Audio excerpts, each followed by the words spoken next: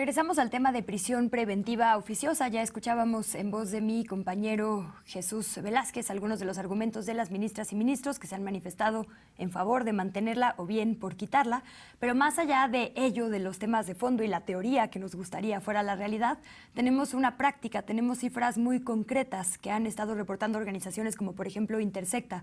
Saludo a Estefanía Vela Barba, quien es directora ejecutiva de esta organización, para hablar al respecto. Bienvenida, Estefanía, y muchas gracias por el tiempo en un día en el que además sé que tienes un ojo aquí y un ojo a la sesión.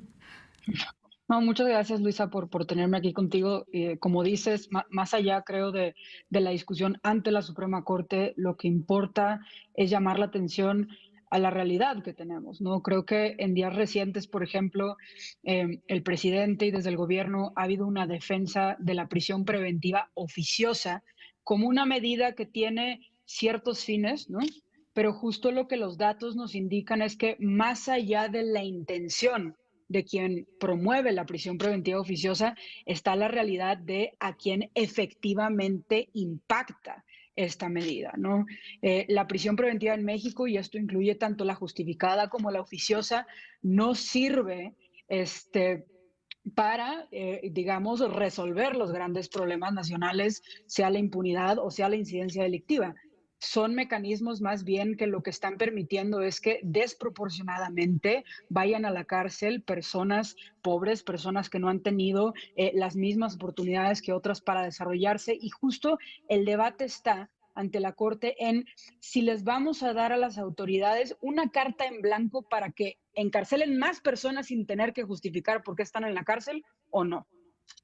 Justo, Estefanía, esta discusión la vimos, la seguimos, hubo un parlamento abierto en el 2019 cuando se iba a ampliar el catálogo y se dijo lo mismo, no se escuchó con estos mismos argumentos y la realidad es que si, digamos, la prisión preventiva oficiosa funcionara, de 2019 a ahora tendríamos criminales electorales de cuello blanco, grandísimos capos del narcotráfico en la cárcel y no están esas personas. Quienes están son mujeres indígenas, personas pobres con la primaria apenas terminada, ¿no? 7 de cada 10 personas en prisión preventiva, según ustedes mismas reportan, son gente de muy bajos recursos, ¿no? Entonces, digamos que ahí está en la práctica esta figura de forma muy clara y además creciendo también de forma muy clara, ¿no? Sí. Creo que ahí es importante mencionar, por ejemplo, en el 2016 entró finalmente en vigor en todo el país el nuevo sistema penal acusatorio. Este nuevo sistema penal, digamos, tenía cosas negativas, entre ellas que la prisión preventiva oficiosa persistió, pero tenía otras cosas positivas. Por ejemplo, justo para todos los casos donde no hay prisión preventiva oficiosa, lo que procede es que las autoridades tengan que demostrar por qué una persona que aún no ha sido condenada tiene que estar en prisión preventiva. Y también el nuevo sistema, digamos, exige para que los casos que no ameritan prisión preventiva oficiosa se tenga que considerar la prisión preventiva frente a otras medidas cautelares. Por ejemplo, que en lugar de mandar a alguien a la cárcel, le ordenes que vaya periódicamente a visitar al juez, ¿no? Que en lugar de meter a alguien a la cárcel, le quites, por ejemplo, el pasaporte, ¿no? Entonces, este nuevo sistema traía estas nuevas medidas positivas y lo que empezamos a ver es una reducción del número de personas en prisión preventiva. Y justo, como tú bien dices, en 2019, en lugar de acabar de quitar la prisión preventiva oficiosa, lo que hicimos fue ampliar esta medida, que de nuevo permite mandar a personas a la cárcel que aún no han sido declaradas culpables, ni siquiera han sido acusadas. Muchas veces lo único que pasa es que están siendo formalmente investigadas. Esta medida permite mandarlas a la cárcel sin tener que justificar por qué están ahí. Y lo que empezamos a ver, y tienes razón, se advirtió desde el 2019 es que se iba a revertir la tendencia.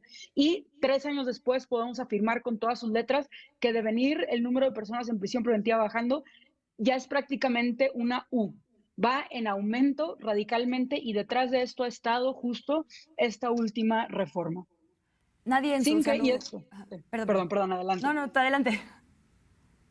No, lo otro que te iba a decir es que en Intersecta también hemos detectado, por ejemplo, que en este tiempo no es que haya aumentado el número de personas condenadas en prisión, que eso, pon tú, sería un indicador de, bueno, está jalando más o menos la justicia. Ha sido exclusivamente personas en prisión preventiva y ahí, como dices, de las personas que entran a prisión, el 85% entra sin tener una sentencia.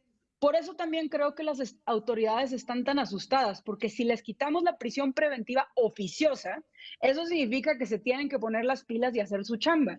Y justo lo que permitimos con la prisión preventiva oficiosa es que no se pongan las pilas y no hagan su chamba. Y ahí rapidísimo, porque digo, evidentemente nadie querría, si hay un intento de feminicidio, que esa persona quede libre para no seguir afectando la vida de las mujeres. Pues nadie querría, si hay la posibilidad de que una persona que hizo mucho daño al país escape, que lo haga, ¿no? Pero para eso queda la prisión preventiva justificada, ¿no? Como que de repente eso se perdió en el discurso oficial. Y no, todas esas figuras peligrosas podrían seguir quedando en prisión mientras se lleva su proceso, solo un juez o una jueza tendría que determinarlo, como bien decías. Exacto. Y es muy importante lo que dices porque lo que nos preocupa en Intersecta es que en esta discusión hay mucha desinformación. Por ejemplo, tenemos el presidente diciendo que la Suprema Corte quiere quitar los delitos graves. Escuchas eso y por supuesto que te indignas. Y la discusión no tiene que ver con qué delitos son graves o no. La discusión tiene que ver con este mecanismo que, de nuevo, lo que permite es que las autoridades encarcelen personas sin demostrar que son un riesgo para el proceso. ¿Cuál es la alternativa? O sea, si mañana quitáramos la prisión preventiva oficiosa, ¿qué nos quedaría? La prisión preventiva justificada. Lo único que hace esta medida es exigirle a las autoridades que muestren ese riesgo, que muestren ese daño, que hagan, en otras palabras, su chamba. Sí, si me permites, yo solo agregaría que se ha confiado mucho desde el propio discurso oficial en la visión de justicia de, por ejemplo, el ministro Saldívar o el titular de la Defensoría Pública, Netzaí Sandoval, que son enemigos de la prisión preventiva oficiosa porque conocen los procesos, ¿no? Y es curioso que los casos que ellos han presentado son justo una mujer con posesión de drogas a la que meten a la cárcel quién sabe cuántos años, dejan una familia vulnerable y en vez de resolver un tema generan otros muchos problemas en nuestro país. O sea, hay que ver el panorama mucho más amplio también cuando hablamos de esto, ¿no? Creo que dices algo clave. El esquema que tenemos actualmente no solo no le resuelve el problema a las víctimas, multiplica el número de víctimas que tenemos. Y esa es la injusticia. Aquí valga recordar también, el año pasado en Intersecta junto con Animal Político publicamos un reportaje sobre la prisión preventiva y les invito a que lo lean y sobre todo hay un video en donde pueden escuchar de viva voz a las mujeres valientes que compartieron sus testimonios, mujeres, por ejemplo, en prisión preventiva por más de 2 años, que es el término que permite la Constitución, por delincuencia organizada, por trata, por homicidio, sin que hubiera ningún tipo de pruebas ni de su culpabilidad, ni por supuesto de que tenían que estar en prisión preventiva. En el reportaje también puedes ver, por ejemplo, cómo este sistema, cuando le agregas el hecho de que no hay defensa pública en la mayoría de los estados que le permita a las personas defenderse adecuadamente, lo que tenemos, como tú bien dices, es un sistema muy perverso que, de nuevo, a las víctimas no nos resuelve nada, pero en el Inter multiplica el número de víctimas que tenemos en este país. Pues Estefanía Vela, muchísimas gracias como siempre por estos minutos de conversación. Ojalá sean los primeros de muchos que tengamos en estos días en los que será fundamental seguir informando al respecto. Te mando un abrazo y como siempre muchas gracias. Muchísimas gracias, Luisa. Bonito tarde. Igualmente, muy buena tarde. Vámonos a otros temas también muy importantes de la coyuntura.